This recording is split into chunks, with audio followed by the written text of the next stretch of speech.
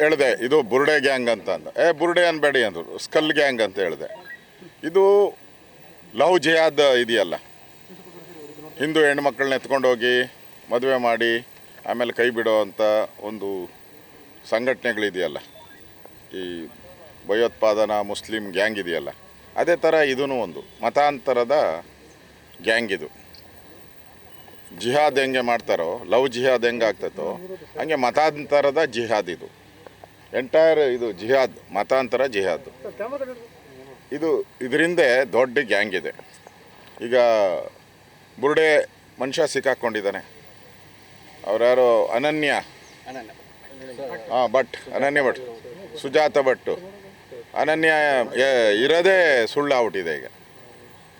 ಮತ್ತು ಇವ್ರು ಯಾರ್ಯಾರು ಮಾತಾಡ್ತಾ ಇದ್ರು ಅವರೆಲ್ಲ ಈಗ ಕಂಬಿ ಎಣಿಸ್ತಾವ್ರೆ. ಈ ಮಾಸ್ಕ್ ಯಾರು ಹಾಕಿದಾರಲ್ಲ, ಹಾಕ್ಸ್ದವ್ರಲ್ಲ, ಮಾಸ್ಕ್ ಹಾಕ್ಸಿರೋರೇ ಸರ್ಕಾರ, ಸಿದ್ದರಾಮಯ್ಯನವ್ರ ಸರ್ಕಾರ.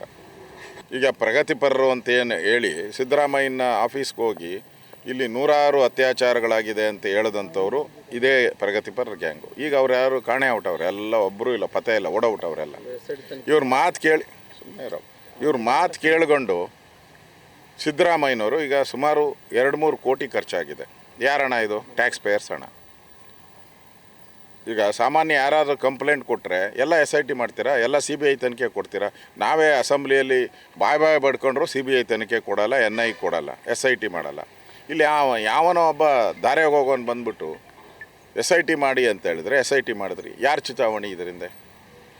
ಒಟ್ಟಲ್ಲಿ ಧರ್ಮಸ್ಥಳವನ್ನು ಒಂದು ರೀತಿ ಸರ್ಕಾರೀಕರಣ ಮಾಡಬೇಕು. ಧರ್ಮಸ್ಥಳವನ್ನು ಆದಾಯ ಬರ್ತದಲ್ಲ, ಇವಾಗ ತಿರುಪತಿಗೆ ಹೆಂಗೆ ಆದಾಯ ಬರುತ್ತೋ ಅಷ್ಟೇನು ಆದಾಯ ಬರಲ್ಲ, ಸ್ವಲ್ಪ ಆದಾಯ ಬರೋವಂಥ ದೇವಸ್ಥಾನ ಇದು. ಮುಜರಾಯಿ ಇಲಾಖೆಗೆ ಸೇರಿಸ್ಕೊಂಬಿಟ್ರೆ ನಾವೇ ಒಬ್ಬರನ್ನ ಅದಕ್ಕೆ ಆಡಳಿತಾಧಿಕಾರಿ ನೇಮಕ ಮಾಡ್ಕೊಂಬಿಟ್ಟು ಮಾಡೋಣ ಅನ್ನೋ ಹುನ್ನಾರ ಅಷ್ಟೇ. ಹಿಂದೂ ದೇವಾಲಯಗಳು ಬೇರೆ, ಇವರು ಮುಸಲ್ಮಾನರಿಗೆ ಬೇರೆ ಚರ್ಚ್ಗಳಿಗೆ ಹೋಗಲ್ಲ, ಇವರು ಮುಟ್ಟೋ ಹತ್ರಕ್ಕೆ ಹೋಗಲ್ಲ, ಅದ್ರ ನೆರಳು ಇವ್ರ ಮೇಲೆ ಬೀಳ್ದಂಗೆ ನೋಡ್ಕೊಂತಾರೆ. ಹಿಂದೂ ದೇವಸ್ಥಾನ ಅಂತಂದರೆ ಏನು ಬೇಕಾದರೂ ಮಾಡ್ಬೋದು ಅನ್ನೋ ಹುನ್ನಾರ ಇದರಲ್ಲಿ ಸ್ಪಷ್ಟವಾಗಿ ನೋಡಿ. ನಮ್ಮ ಹಿಂದೆ ನಮ್ಮ ಸರ್ಕಾರನೂ ಇತ್ತು, ನಾವೇನ ತನಿಖೆ ಕೊಟ್ಟಿದ್ರ?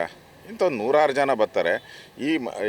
ಈ ಬುರ್ಡೆ ಮನುಷ್ಯನ ಪ್ರಾರಂಭದಲ್ಲೇ ನೀವು ತನಿಖೆ ಮಾಡಿಬಿಟ್ಟಿದ್ರೆ ಅವನು ಯಾರು, ಅವನ ಪುರಾಪುರ ಏನು, ಅವನ ಹಳ್ಳಿ ಯಾವುದು, ಎಷ್ಟು ಜನ ಮದುವೆ ಆಗಿದ್ದಾನೆ, ಎಷ್ಟು ಜನಕ್ಕೆ ಕೈ ಕೊಟ್ಟಿದ್ದಾನೆ, ಇವೆಲ್ಲ ಚೆಕ್ ಮಾಡಿಬಿಟ್ಟಿದ್ರೆ ಅವನ ಯೋಗ್ಯತೆ ಗೊತ್ತಾಗ್ಬಿಡ್ತಾಯಿತ್ತು.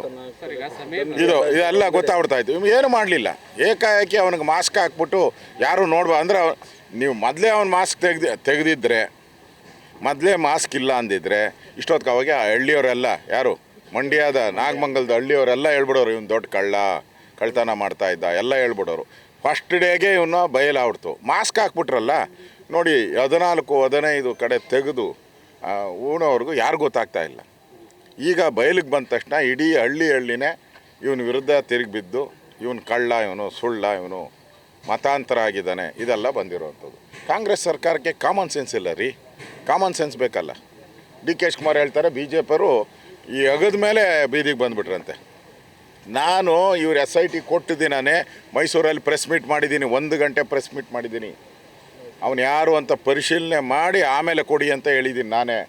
ಅದಾದಮೇಲೆ ಬೆಂಗಳೂರಲ್ಲೂ ಪ್ರೆಸ್ ಮೀಟ್ ಮಾಡಿ ನಾನು ಹೇಳಿದ್ದೀನಿ, ಇದನ್ನು ಖಂಡಿಸಿದ್ದೀನಿ, ಅವನ ಪೂರ್ವಾಪರ ತೆರೆಕೊಂಡು ಆಮೇಲೆ ಮಾಡಿ ಅಂತ. ಈಗ ಕಾಂಗ್ರೆಸ್ ಅವ್ರಿಗೆ ಈಗ ಯಾವಾಗ ಅವ್ರ ಬುಡಕ್ಕೆ ಬಂತು, ಹಿಂದೂ ಧರ್ಮದ ವಿರೋಧಿಯನ್ನು ಅಣೆಪಟ್ಟು ಕಾಂಗ್ರೆಸ್ಗೆ ಬರ್ತಾ ಇದೆಯೋ, ಅಣೆಪಟ್ಟಿಯಿಂದ ಆಚೆ ಬರೋಕ್ಕೋಸ್ಕರ ಇವತ್ತು ಬರ್ತಾ ಇದ್ದಾರೆ ಅಷ್ಟೇ. ಇವರೆಲ್ಲ ಕಾಂಗ್ರೆಸ್ ಪ್ರಾಯೋಜಿತ ನಾಟಕ ಮಂಡಳಿ ಅಷ್ಟೇ.